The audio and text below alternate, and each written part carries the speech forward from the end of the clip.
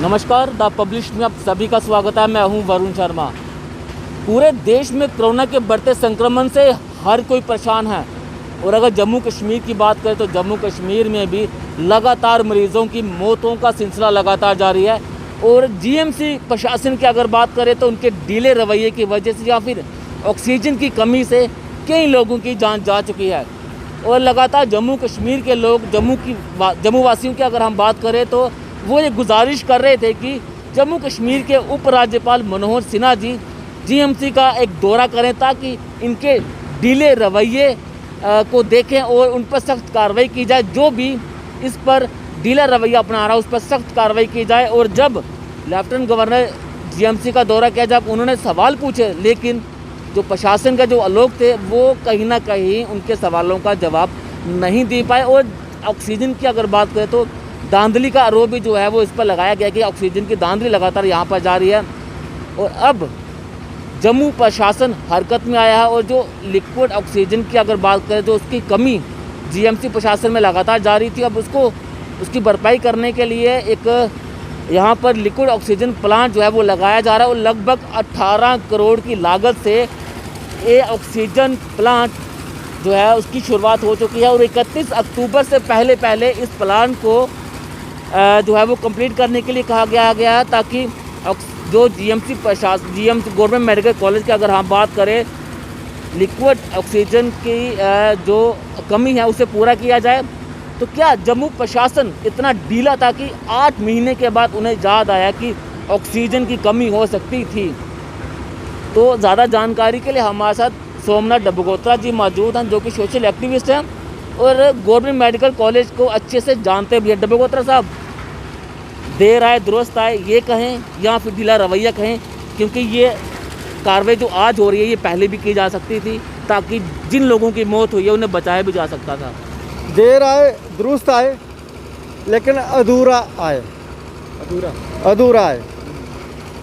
ये जो 21 सितंबर को इसका टेंडर ओपन हुआ था, ठीक है, वो भी किसी प्राइवेट फर्म को दिया है, उसमें भी कुछ ना कुछ दाल में काला नज़र आ रहा है। ये लिक्विड ऑक्सीजन की बात करने वाले सबसे पहले हम थे, आपके साथ ही हमने बात की थी कि लिक्विड ऑक्सीजन, तो हम ही ने इसी का मुद्दा सबसे पहले जो उठाया था। बिल्कुल, शायद आप भी लिक्विड ऑक्सीजन क्या होती है आपको ये लाइन आपकी नहीं है। जहाँ पे हमने आला अधिकारियों से भी बात की, डॉक्टरों से भी बात की, लेकिन उन्होंने कहा कौन सी लिक्विड ऑक्सीजन होती है, यही लिक्विड ऑक्सीजन है। आज मौत का आंकड़ा जम्मू में बढ़ा है, मौत का आंकड़ा जम्मू में बढ़ा है। रिकवरी रेट श्रीनगर से कम हुआ है, वो सिर्फ लिक्विड ऑक्सीजन की वजह से। क्योंकि हमारा शुरू से कहना था कि जब कोरोना पॉजिटिव का कोई केस आता है, पेशेंट आता है, उसका अंदर वाला सिस्टम ड्राई हो चुका होता है, खासकर लंग्स, उसको चाहिए होती है लिक्विड ऑक्सीजन जो कश्मीर में 7-8 महीने से इस्तेमाल हो रही है। लेकिन हमारे जम्मू में ऑक्सीजन का प्लांट ही नहीं था, लिक्विड ऑक्सीजन का ना प्रोजेक्ट, फैक्ट्री प्लांट, कोई कुछ भी नहीं था। जब हमने मीडिया के माध्यम से ये मसला उठाया तो 21 सितंबर को जहाँ पे टेंडर ओपन हुआ और आज ये काम शुरू हुआ है, ठीक है। लेकिन ये 8 महीने कहाँ सोए रहे थे? सवाल यह है कि 8 महीने कहाँ सोए हुए थे? अभी क्यों कर रहे हैं? अभी तो कई जगह हम देख रहे हैं, सुन रहे हैं, पेपर में पढ़ रहे हैं कि अब कोरोना की उल्टी गिनती शुरू हो गई है, ठीक है। हो सकता है जब तक ये कंप्लीट होए कोरोना खत्म हो गया होगा। वो क्या लगता है कि 31 अक्टूबर तक इसे कंप्लीट कर दिया जाएगा? काफ़ी बड़ा प्रोजेक्ट है। मैं कहता हूँ कि जैसे कोई राजनेता होता है ना, लीडर होता है, वो कहता है कि अगर ये बात हो गई तो मैं राजनीति से संन्यास ले लूँगा। लेकिन सोमनाथ डबगोत्रा कोई राजनीतिक नहीं है, कोई लीडर नहीं है। लेकिन हमारे डुल्लू साहब ने, शायद अखबार में हमने पढ़ा कि डुल्लू साहब ने कहा है कि 31 अक्टूबर को जो प्लांट शुरू हो जाएगा, लोगों को लिक्विड ऑक्सीजन मिलना शुरू हो जाएगी।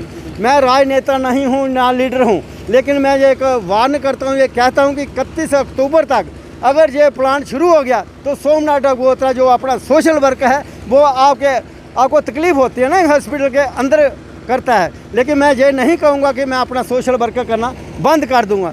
राजनीतिक कहते हैं कि हम सियासत छोड़ देंगे, लेकिन सोमनाथ डबगोत्रा कहता है कि हम आपके हॉस्पिटल के अंदर आके ये काम नहीं, सोशल वर्क नहीं बहुत करेंगे। बड़ा चैलेंज आप कर रहे हैं बिल्कुल, प्रशासन बिल्कुल को कर रहे हैं। कि प्रशासन ने कहा कि 31 तारीख तक हम इसे कंप्लीट कर देंगे, लेकिन आपका ये कहना है कि हाँ। कंप्लीट नहीं हो पाएगा। हाँ, वरुण जी आप भी इधर, हम भी इधर, और ये 31 अक्टूबर की डेट देने वाले भी इधर हैं। हम सियासत नहीं छोड़ेंगे क्योंकि हम सियासी नहीं हैं। आपको ऐसा क्या लगा कि ये कंप्लीट नहीं हो हम पाएगा? सेवादार हैं, हम सेवा में लगे रहेंगे, चाहे इनके गेट के बाहर लगे बिल्कुल, आप पिछले लंबे समय से सेवा कर रहे हैं, इसमें कोई दो राय नहीं है, लेकिन आप एक बड़ी चीज़ कह रहे हैं कि 31 अक्टूबर तक ये प्लांट तैयार नहीं होगा। आपको क्या लगता है कि कुछ अभी भी कुछ को क्या लगता है कि कुछ ना कुछ कमियां यहाँ पर रह गई जिसकी वजह से आप ये इतनी बड़ी चीज़ कह रहे हैं कि ये कंप्लीट नहीं होगा? बिल्कुल ये कमियां हैं इनकी। बार फुटिंग पे काम होना चाहिए, लेकिन बार फुटिंग पे ये काम नहीं हो रहा है। तो हम ये चाहेंगे कि पूरी एक सीट बिठाई जाए, सिर्फ इस लिक्विड ऑक्सीजन की नहीं, बाकी जो डी ऑक्सीजन आप दे रहे हो उसके ऊपर भी एक सवालिया निशान आप पे लगता है।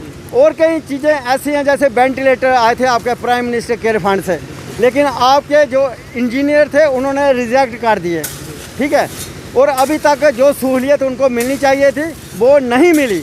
और एक जहाँ के प्रशासन को डर था कि लेफ्टिनेंट गवर्नर एलजी साहब जहाँ पे आएंगे, मनोज सिन्हा जी, ठीक है, तो हमने सब कुछ उनको चाहे झूठा सच्चा करके वो दिखाना है, जैसे हाथी के दांत खाने को और दिखाने को और हैं।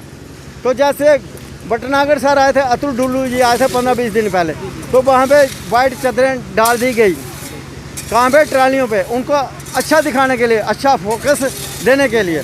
लेकिन जो गवर्नर साहब आए परसों हमारे यहाँ पे, मनोज सिन्हा जी, ठीक है, लेकिन जो स्थिति सुधरनी चाहिए थी ना, जो इनको डर पैदा होना चाहिए था ना, आज हमें वो कहीं पे नहीं लगता। तो ये सारे दावे करें कि ये सरप्राइज विजिट था, लेकिन इसको पूरी तरीके से आप सरप्राइज विजिट नहीं कह सकते, क्योंकि 2 घंटे पहले हमारे अतुल डुल्लू जी जो फाइनेंशियल कमिश्नर हैं वो जहाँ पे पहुँच जाते हैं, और उनको पता था कि लेफ्टिनेंट गवर्नर साहब कहाँ पे जाएंगे, पहली एंट्री कहाँ पे होगी। वो एंट्री हुई उनकी 4 नंबर में, 4 नंबर में जो ग्राउंड फ्लोर पे ICU भी बोलते हैं, 4 नंबर भी बोलते हैं। वहाँ पे जो अपने प्राइम मिनिस्टर केयर फंड से जो वेंटिलेटर आए थे वो डिफंक्ट थे, और लोगों ने उसको स्टूल टाइप सामान रखने का टेबल बना दिया था, सेव बना दिया था। लेकिन जब गवर्नर साहब जहाँ पे आए तो इन लोगों ने सामने मिलके वो वाले डिफंक्ट जो वेंटिलेटर थे प्राइम मिनिस्टर केयर फंड वाले, वो वहाँ से उठा दिए गए, और 4 वेंटिलेटर जो फंक्शनल थे वो उधर लगा दिए गए। ये आंखों में धूल झोंकने वाली बात है, और गवर्नर साहब को भी धोखा देने वाली बात है। साहब, जब अटल डुल्लू जी ने यहाँ का दौरा किया था तो मैंने उनका इंटरव्यू किया था, उनसे मैंने ये सवाल किया था कि ऑक्सीजन की कमी की वजह से कई लोग अपनी जान गंवा चुके हैं। उन्होंने ये बात मानी है कि कमियाँ रही हैं, लेकिन उन्होंने कहा कि अब कमी नहीं रहेगी। मैंने उनसे ये पूछा कि अगर कमी रहती तो क्या आप इसकी जिम्मेवारी लेंगे, लेकिन उन्होंने इस चीज़ का जवाब नहीं दिया। पर उन्होंने ये आश्वासन किया है कि 31 अक्टूबर से पहले इस प्लांट को तैयार कर दिया जाएगा, लेकिन अभी ऑक्सीजन की जो पूर्ति है वो लगभग जो है वो पूरी कर ली गई है। देखिए क्या उसका प्रेशर बना उसका, जितना लेवल उस वेंटिलेटर को चाहिए वो मिला। आपके HD वार्ड में जो वेंटिलेटर हैं, अखबार में हमने पढ़ा है, लीडिंग पेपर है जम्मू का, उसमें लिखा था कि नॉन फंक्शनल है। आप उसी अखबार में तुम्हारा नॉन फंक्शनल है। फिर आपने वो जो पेशेंट कोविड पॉजिटिव के है वो पॉजिटिव का वार्ड है, जो पहले रिकवरी वार्ड हुआ करता था। जितने भी पेशेंट आपने वहाँ पे रखे हैं बेड के ऊपर, ठीक है, कोरोना पॉजिटिव वाले, क्या उनकी जान के साथ तो नहीं खेल रहे आप? क्योंकि आपने सिर्फ दिखाने के लिए, जो आपने गवर्नर साहब को दिखाना था ना, सोमनाथ डगोत्रा ने आपको प्रेशराइज किया, और आपने गवर्नर साहब आने से पहले ही उसको स्टार्ट कर लिया उस वार्ड को। बाकी रही चेंज क्या आई? अभी आप इमरजेंसी में जाके देखिए, सबसे पहली नीड क्या होती है? कोई भी पेशेंट हो, किसी भी टाइप का हो, नॉन कोविड हो या कोविड हो, सबसे पहले उसको ज़रूरत होती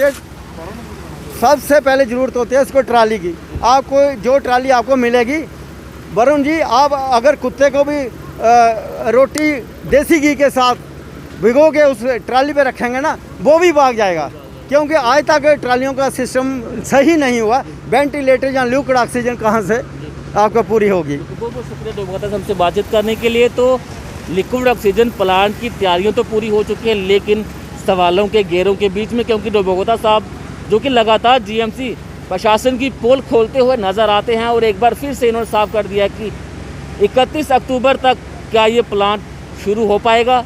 ये एक बड़ा सवाल जो है वो खड़ा हो चुका है, क्योंकि इतने डिले रवैये की वजह से क्या ये प्लांट तैयार हो पाएगा ये तो फिलहाल आने वाला समय बता पाएगा। लेकिन जम्मू प्रशासन द्वारा एक अहम कदम उठाया गया है। लिक्विड ऑक्सीजन प्लांट की जो कमी जम्मू प्रशासन की हो रही थी, अब उसे पूरा करने के लिए कदम उठा पाएगा। लेकिन एक सवाल छोड़कर मैं आपके साथ जा रहा हूँ कि क्या 31 अक्टूबर तक इस प्लान को तैयार किया जाएगा। 31 अक्टूबर को मैं एक बार फिर यहाँ पहुँचूँगा और आपको तस्वीरें दिखाऊँगा कि क्या ये 31 अक्टूबर तक प्लान तैयार होता है या फिर नहीं।